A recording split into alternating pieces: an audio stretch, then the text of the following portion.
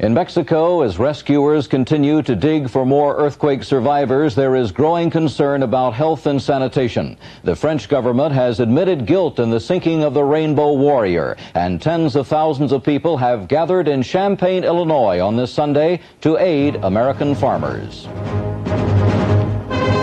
NBC Nightly News, reported by John Palmer. Good evening. In Mexico City, the search goes on. Rescuers using dogs searched for survivors trapped under rubble once again today as international aid poured in to help Mexico cope with two earthquakes that killed thousands and left many more thousands homeless. Tom Brokaw is heading our coverage in Mexico and has a series of reports from there tonight. Good evening from Mexico City, which is still struggling to deal with the enormity of this tragedy. I arrived in Mexico City expecting to find much of the sprawling capital flattened. It is not. Throughout much of Mexico City today, life went on. A normal Sunday afternoon in September. Children in the park, traffic jams. Most of the buildings in Mexico City are intact. But in those areas where the earthquake did its damage, the death and the suffering are enormous. Don Oliver begins our coverage tonight with a report on the international rescue efforts. After more than 3 days, cries for help are still coming from deep in the wreckage of the Juarez Hospital. Yesterday, miraculously, 58 babies were found alive in the crushed maternity ward of another hospital. This woman was rescued today from the ruins of her apartment building. But the hours of rescue and revival are taking a terrible toll. These nurses collapsed after 3 days of virtually no sleep and little food. All of the workers are dog-tired, but they haven't given up. They are making progress, but it has been exceedingly slow. The equipment which is arriving has not been here long enough to do much good. A U.S. Air Force C-5A arrived late last night with demolition equipment to destroy buildings in danger of collapse, and with helicopters for firefighting and for aerial reconnaissance. Dogs and their handlers from California have gone into the field to sniff wreckage for victims. At least 18 countries have responded thus far to the need for help in coping with the disaster. This is a West German team combing the ruins of a vocational school where hundreds are known to be trapped. From the U.S., a miniature television camera snaked inside tubing into the rubble and sending a picture back to workers outside. The French brought sensitive monitoring devices which they lowered into the school. They found little to be happy about. While the listening was going on, the rescue workers stood quiet as mice, their faces masked against the smell of death and the danger of disease. Authorities have begun to inoculate and vaccinate, fearing that the tragedy could be made far worse by an outbreak of infectious disease. Don Oliver, NBC News, Mexico City. Most of the residents of Mexico City, an estimated 18 million people live here, many of them in shanty towns with no jobs and no prospects for the future. Now they face a future that is even more bleak as a result of what they are calling El Grande, the big one. Robin Lloyd has spent this day with just some of the untold number of victims.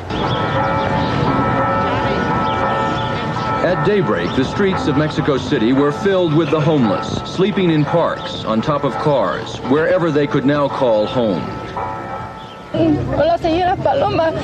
Slowly, painfully, the people are telling their stories. All our friends are dead, said this woman. What will we do now? For Carmen Vasquez, who lost two of her daughters, there's little left to return to. Thousands of people have been ordered by the government to leave their homes for their own safety. For Jose Cuellar, it is especially painful.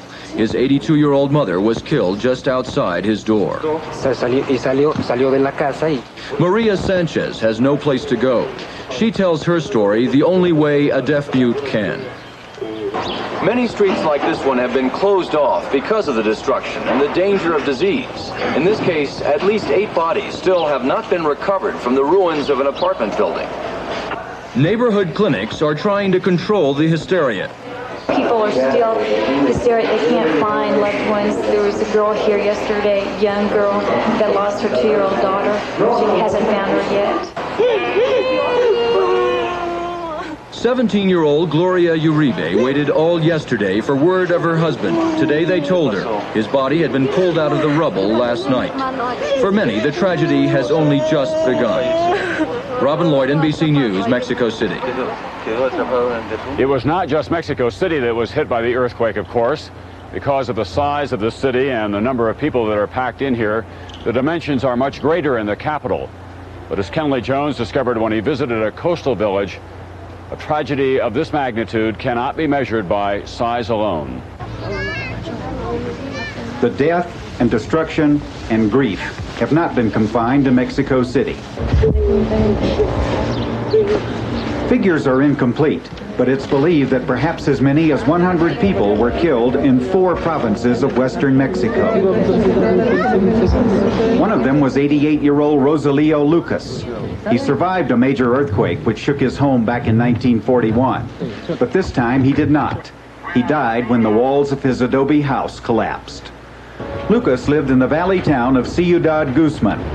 22 people, including Lucas, were killed here. Scores of homes were destroyed. Churches, the town's tallest structures, were also damaged. The clock on one of them is stopped at the time the earthquake rumbled through town last Thursday morning.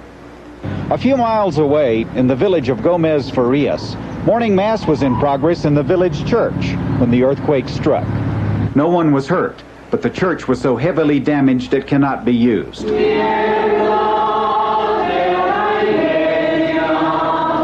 Services were held this morning in a small open-air courtyard next to the church and in a farm building on the outskirts of town.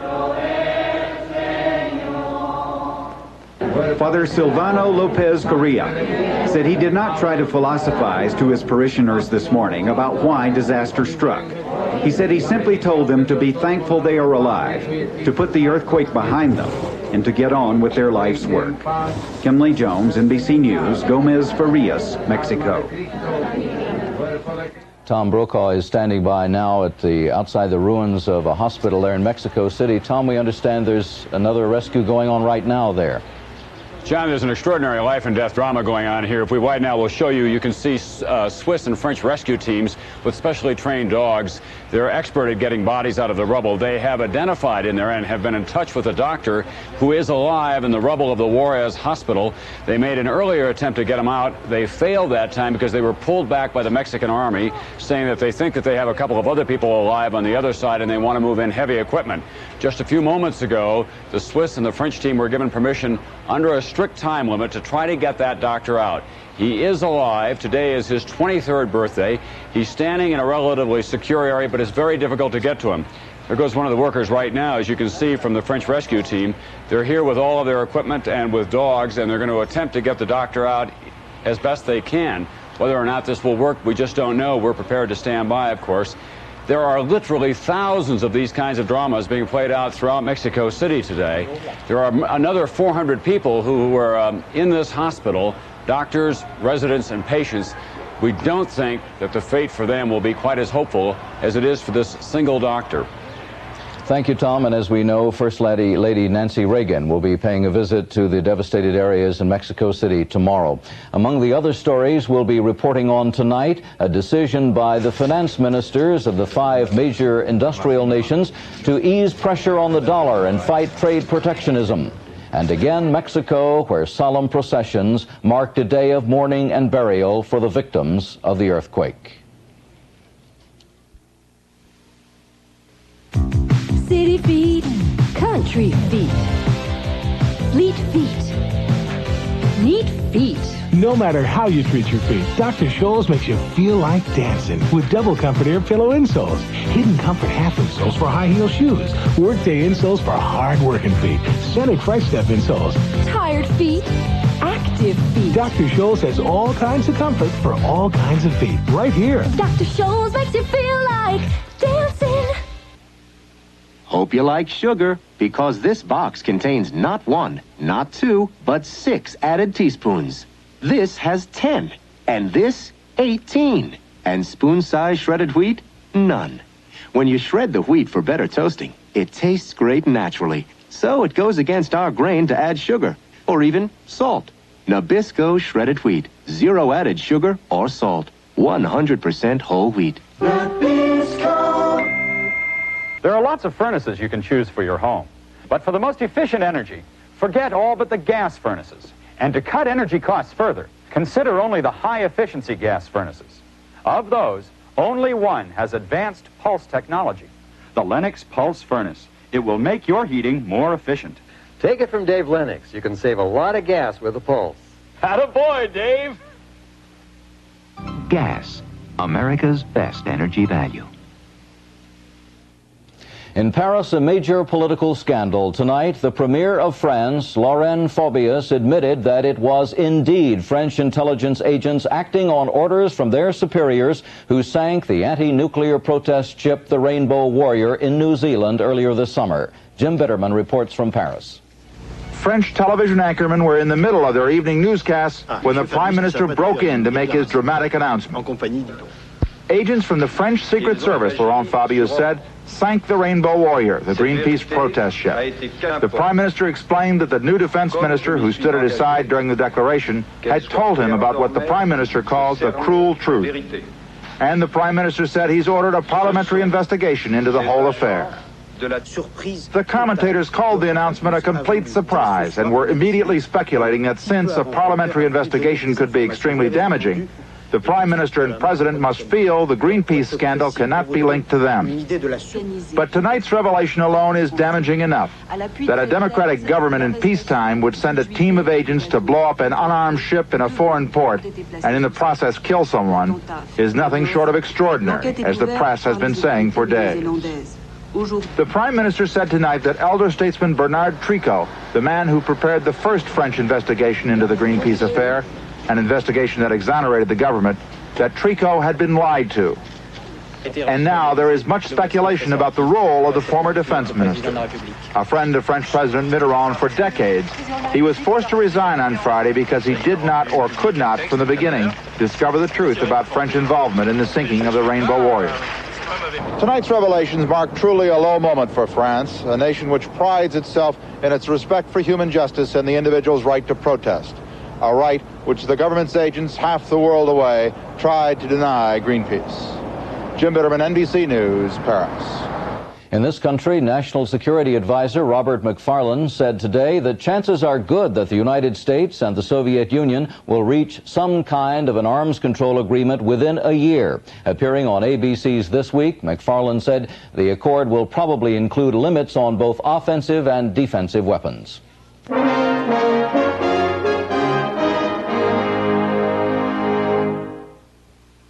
Here's the sound of a cold or allergy. Now listen to the new sound of relief. Dimetap was the #1 cold and allergy brand prescribed by doctors for over 20 years. Now Dimetap is available in new non-prescription formulas. 12-hour Dimetap Extend tabs relieve sneezing, stuffy runny nose, itchy eyes. 4-hour Dimetap Elixir does the same for children. Dimetap brings effective relief to you. There's a time when others make decisions for you. This one. Later on, you make your own decisions. Now, many of you are being asked to make an important one. If you don't choose a long-distance company, one will be chosen for you, and it might not be the right one for you. So if the AT&T services you've always counted on are important to you, be sure to mail in the ballot you'll be receiving. This one, please. There's one way to be sure the right choice is made. Make it yourself. AT&T, the right choice. Your days go by fast, your work never seems to end. That's why Whirlpool washers and dryers are designed to make your world a little easier. They have a super wash cycle for the dirtiest dirt and a gentle cycle for your delicate knits. Whirlpool, quality appliances. Remember your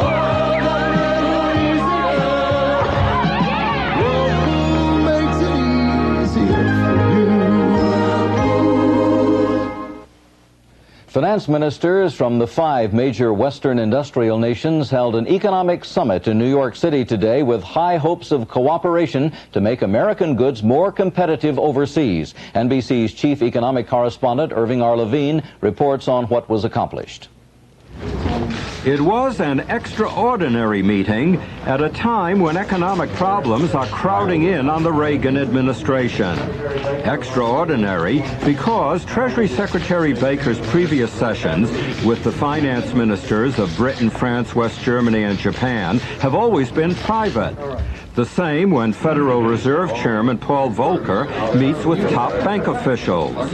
This time, the officials cheerfully sought publicity for their meeting, taking place less than 24 hours before President Reagan makes a speech at the White House.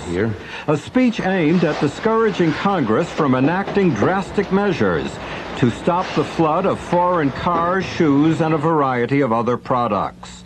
Imports that are pushing the U.S. trade deficit to a staggering $150 billion this year. The United States called the meeting at this New York hotel to ask the other nations for help. Help in strengthening the president's hand to fight off protectionist legislation in Congress.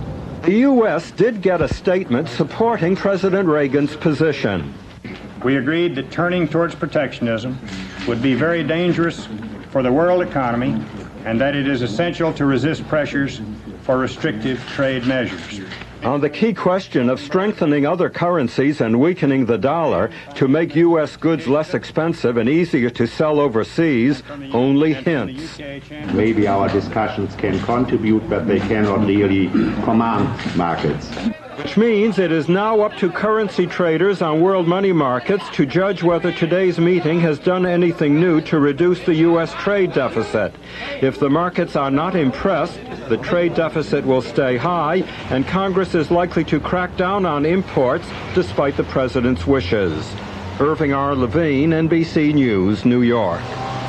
The Chinese Communist Party leadership is getting an infusion of young blood. 178 new members have been elected to the powerful Central Committee with an average age of just 50. Western diplomats say it's the smoothest transition of power in China since the communists took over back in 1949. The agony of South Africa gets most of the attention here in the United States, but Mozambique, another African nation in turmoil, is being ripped apart by civil war. Some people risked everything they had in Mozambique looking for refuge in white-governed South Africa. But as John Cochran reports tonight, they are not welcome there. Some walked 400 miles, leaving their own black-ruled country for white-governed South Africa, and they risked their lives doing it. Some lost the gamble. Some were blown up by Mozambican landmines. Some were attacked by wild animals. These are the stronger ones, the ones who didn't wait until they were half-starved to flee Mozambique. Still, they are malnourished and suffering from malaria and skin diseases. They came here to rebuild their lives, having experienced the indescribable, caught in a civil war where they refused to choose sides and where they saw relatives gang-raped, beheaded, and boiled alive. After that, the horrors of apartheid held little fear for them. But South Africa doesn't want them and herds them for shipment back to Mozambique. Mozambique had suffered so much, so long, that last year its Marxist president came here to this border town to sign a peace treaty with the white South African president. South Africa's President Botha promised to send economic help and to stop sending weapons to the rebels who are trying to overthrow President Michel. The Mozambican rebels are a shadowy bunch. They're fighting a Marxist government, but no one is sure what their own politics are.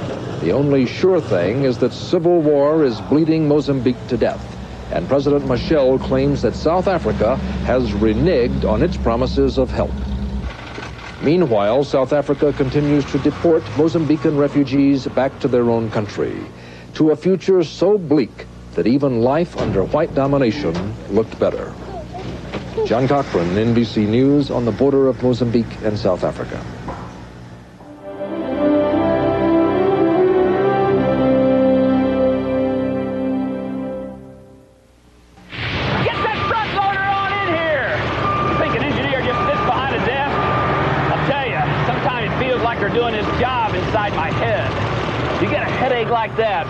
You want strong medicine. I mean Anacin. Anacin. 23% more medicine than regular pain relievers. Anacin stops pain fast. More medicine. No more Just another quiet day on the job. Anderson, more medicine. Sam Zuby? Yes, ma'am? You may not be the biggest or the toughest football player at Dover High School, but I like the way you tackled algebra. You got a B, Sam. I got a B? Congratulations. I got a B! And you earned it. I got a B! All right! I couldn't have done this without you, Coach. Thanks, Sam. Next term, trigonometry. Serena Grant. Isn't she the kind of teacher you want teaching your kids? So does the NEA. Corned beef with mustard. Cream and cheese on the road. Don't forget the pickles. You know, most any food or drink can cause bad breath. That's why I carry Clorettes, the breath deodorant. Only Clorettes has Actisol with chlorophyll, which helps your mouth's freshening power clean up bad breath fast. It's breath protection that tastes great. Of course, Clorettes cost more, but it's worth it. Clorettes, the breath deodorant, because you have bad breath more often than you think. A light rain for most of the day failed to deter some of the nation's top rock, country, and blues singers who turned out to aid the nation's farmers. From Champaign, Illinois, Jim Cummins reports on the big Farm Aid concert. The first of 80,000 people showed up early at the University of Illinois football stadium for the concert. Some said they paid $17.50 a ticket to aid the farmers. We can talk about the bombers and the defense and everything else, but if we lose all of our food, well, we won't have anything to defend. Others came just to hear the music. It's not often you can get to a concert with that many musicians for the price of one concert. Thank y'all very much and welcome to Farm Aid, the concert for America. Vote again. I just can't wait to get on board again. More than 50 of the top entertainers in the country scheduled to perform for 14 hours. Chris Christopherson, Kenny Rogers, Charlie Daniels, and Merle Haggard, whose father lost his farm during the Dust Bowl in the 1930s. If the amber waves of grain should disappear, and there were no wheat or barley anywhere. While Merle was singing, Melvin Coulter was feeding his hogs 23 miles away. Chores prevented Coulter and his family from attending the concert, but they did find time to listen to it on the radio. This is doing a real good job of telling everybody in the cities about the farm problems. Willie Nelson planned this concert to benefit farmers who are caught in the squeeze between high interest rates, low crop prices, and declining property values. We're looking for a lot of money to come in today, folks, for a great cause. Promoters of this spectacle expect to raise up to $50 million for farmers, barely enough to pay one day's interest on the national farm debt. There's way too little money and way too many places to put it, so wherever it goes, it's going to go quick. Tonight, nobody here is worried about where the money is going. They are just having a good time. Jim Cummins, NBC News, Champaign, Illinois.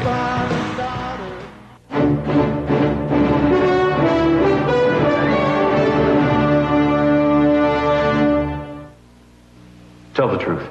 Is there a really great tasting decaffeinated coffee? Oh, yes. Taster's Choice Decaffeinated. It's made with the same superior Arabica beans found in gourmet coffee stores. Naturally decaffeinated, using only water and natural decaffeinators for the purest coffee taste. Naturally decaffeinated Taster's Choice. One more reason why the choice for taste is Taster's Choice. Morning is your time. The earth wakes up with you. Always feel that spark of life in everything that you do. Grape nuts. For you, it's as natural as the morning. No sugar added, no preservatives. Just an honest, nutty crunch. Post Grape Nut cereal. You know when you have it good. Yes, you know when you have it good. I'm Bryant Gumbel. Next week on Today, a new expose on Marilyn Monroe. I'm Jane Pauley. Also, Orson Welles, Bill Cosby, Luciano Pavarotti, and actor Griffin Dunn. Next week on Today. Look how water can destroy unprotected wood, but not if it's protected with Thompson's Water Seal. Use Thompson's Water Seal waterproofer on dozens of surfaces. Brush on Thompson's for an invisible barrier that helps prevent water from entering and damaging brick, wood, and concrete. Your house isn't really protected until it's protected with Thompson's Water Seal. Many stores now have special values on Thompson's Water Seal. More than 1,600 bodies have been recovered so far in Mexico City. In addition to the physical task of restoring the city, Mexicans must now deal with their emotional response to tragedy on such a grand scale. Tom Brokaw has more. Tragic death has always had a prominent place in Mexican history. Mourning and the rituals of death have played an important role in the Mexican culture. When there is death on this scale, the rituals of death must necessarily be abbreviated. But the mourning goes on. And Dennis Murphy has that story.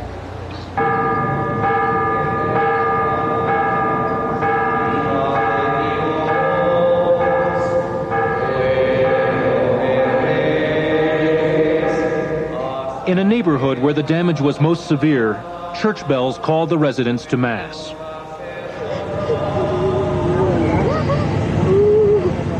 Just around the corner, where the Juarez hospital collapsed, there was more praying. Friends and families of victims pressed against the gate, hoping that the list of the dead did not show the name of a loved one. George Garcia of Oakland, California, has waited 24 hours for news of his mother-in-law, a hospital nutritionist. Until we find otherwise, we think she's alive, and we're going to wait for her. For too many families, there is no more waiting. The mourning has begun. Hundreds of people stood in line at a baseball stadium that had become an outdoor morgue. They filed past bodies, making identifications. The remains were placed in caskets.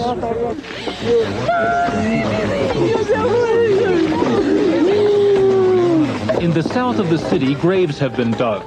1,500 people will be buried here. It is not all the dead.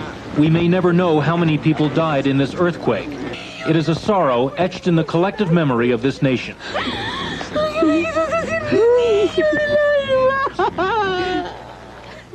Dennis Murphy, NBC News, Mexico City.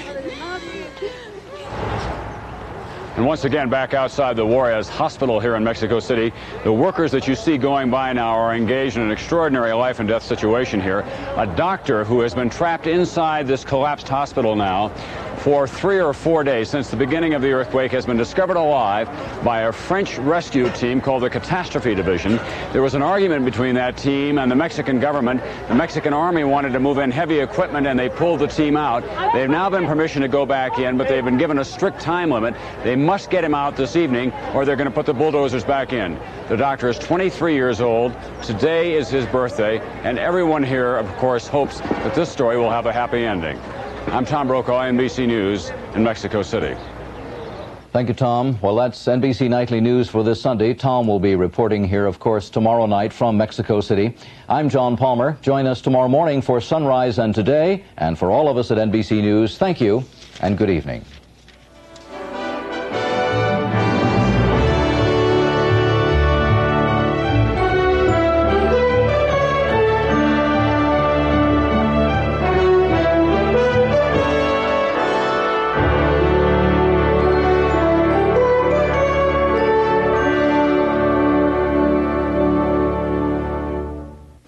Amazing Week starts tomorrow with the season premiere of TV's Boopers and a practical joke on Johnny Carson. Plus a driving lesson for Julie and Lennon you won't believe. That is very funny. Looking for a few good gags? Michael J. Fox stars in a world movie premiere. That kind of throws a wrench into the works. Family Ties Vacation tomorrow. Wake up in Love's new comfy baby pants. Love's introduces Baby Pants, a diaper with a comfort waistband. Baby pants. Love's new comfort waistband snuggles around your baby's waist to fit and stop leaking better than plain old diapers, even overnight. New Love's, the diaper with a comfort waistband. I'm happy all night long. Oh no, you can't go wrong in Love's new comfy baby pants.